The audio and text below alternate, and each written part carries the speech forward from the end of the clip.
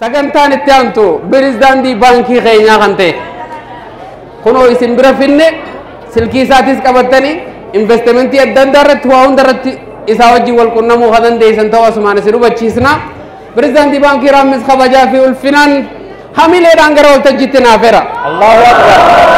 Allahu akbar. Assalamu alaikum wa rahmatullahi wa barakatuh. Akkam jirtan ummanni magaalaa Machaaraa miicataa baga gammaddan baga gammanne baga guyyaa har'aa kanaan rabbiin guddaan nu ga'e. Hunda dura galanni ka rabbii guddaati. Itti aansuudhaan warra sagantaa tana bifa miidhagaa kanaan akka qophooytu godhee nu gammachiise galatoonfachuun barbaada. Kabajamoo Sheek Bashiir Huseen durataa mana maree dhimma islaamummaa aanaa Daaroo Labuu, kabajamoo obbo Daawud Haydar bulchaa aanaa Daaroo Labuu, kabajamoo kantiibaa magaalaa Machaaraa miicataa obbo Aabbee Amaanoo, kabajamoo dura bu'oota waajjira mootummaa, kabajamtoota ulamaa'ota keenya, abbootii gadaa, abbootii keenya, haawwota keenya, maamiloota keenya, abbootii aksiyoona baankii Raammis, jaalatamtoota ummata magaalaa jaalatamtuu Machaaraa miicataa, guyyaa guddaa jaalatamaa kana ummata jaalatamaa kana jidduu dhaabbadhee baankii Raammis bakka bu'ee yoo dubbadhu gammachuu hongaa hin qabnetu natti dhagayama. Isin dura dhaabbadhee dubbachuun anaaf kabajaadha. Baankiin Raammis baankii halaal tan taate tan hawwii guddoodhaan eegamaa turte guyyaa kana geessee arguu kennaaf irra deebi'ee baga gammaddan isiniin jechuu barbaada. Isinis baankii teeysan baankii Raammis nu waliin eebbisuuf bifa miidhagaa kanaan nu waliin dhaabbachuu keessaniif galata guddaan isiniif qaba.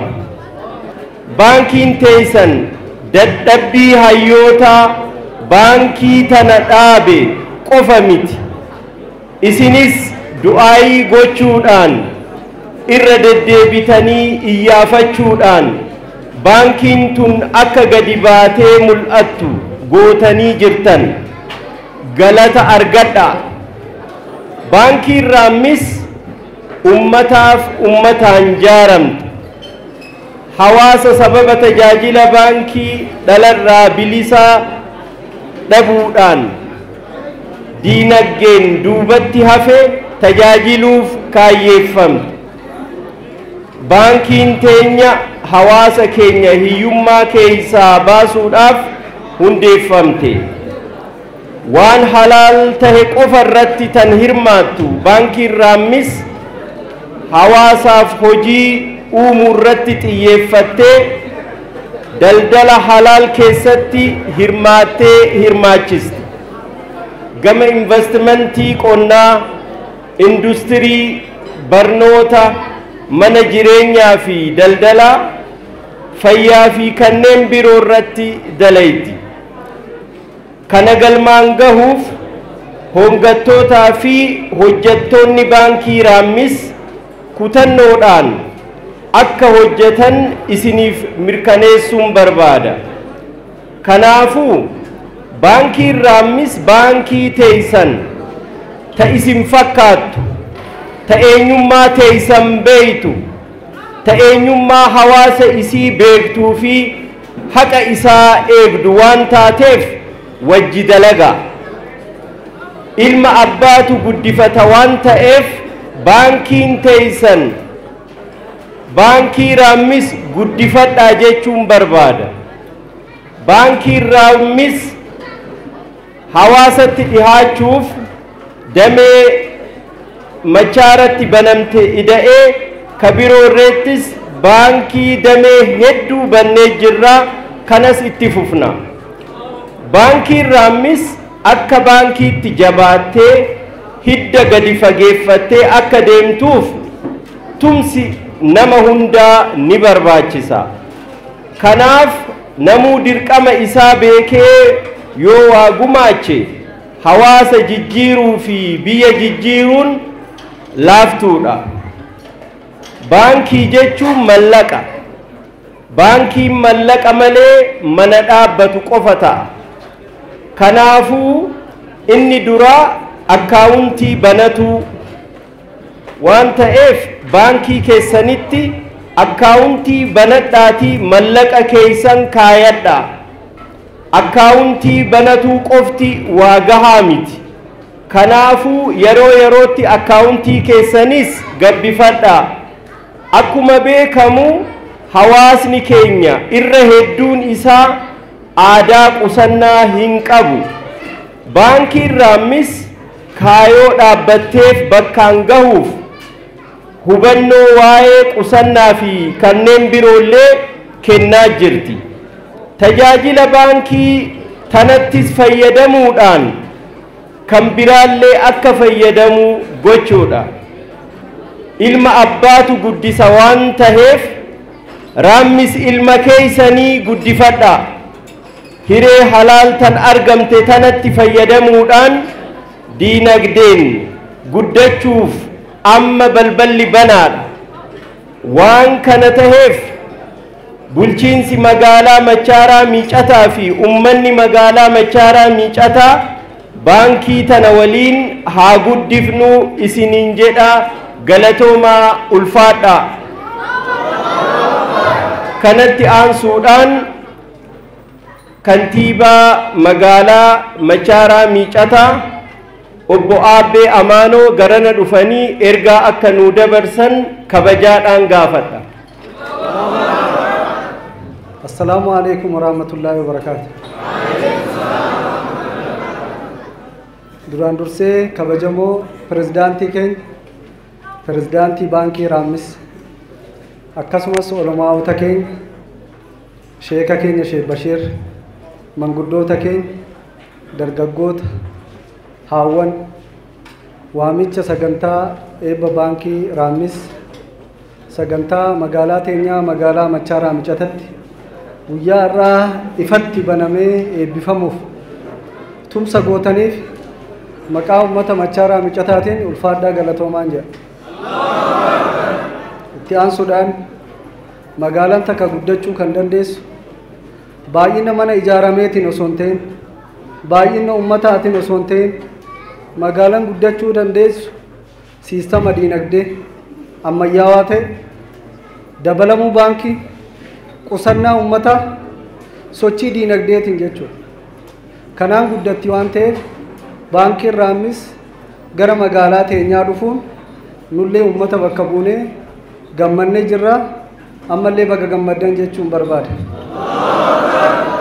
Itti aansuudhaan akkuma beekamu kabajamoon pirezidaantii keenya fi ummanni keenya akkuma beekamu Raammis jechuun ummata Harargee biratti iddoo guddaatti akka ta'e ummanni Oromoo akka sabattis waggaa 150 boqonnaa tokko malee humna isaa diiguuf deemu isaa cuucu mirga isaa falmu amantii isaa diigu aadaa isaa diigu dura dhaabbatee iddoo leenjii godhatee Raammis keessatti qabsaa akka ture kufaa akka ture gammoojjii san keessatti dhaloota dabarsaa akka ture anaaf malee isiniif haarawa miti jechuudha.